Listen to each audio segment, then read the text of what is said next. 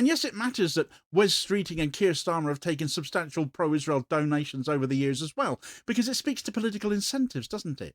Not some grand conspiracy. You don't need to imagine a secret meeting. The incentives are baked in. The party leadership has tied itself publicly and financially to a political faction that insists criticism of Israel must be policed. So, of course, the policy infrastructure reflects that. Of course, the government line bends to accommodate those relationships.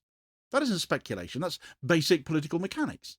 When a government decides to ignore professional bodies, unions, staff networks, human rights groups, and the courts, and instead moves in lockstep with donors and lobbyists, you're not supposed to treat that as normal. You're supposed to ask, why is that happening, and who is benefiting from it?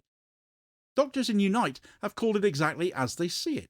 Look at who the policy elevates, who it ignores, who it punishes, and the shape of this thing becomes impossible to miss.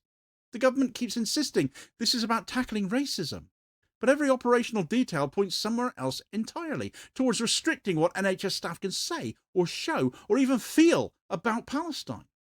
But the documents lay it out. They're about to impose the IRA definition, the same definition that was partially defanged in the High Court because several examples violate protected political expression.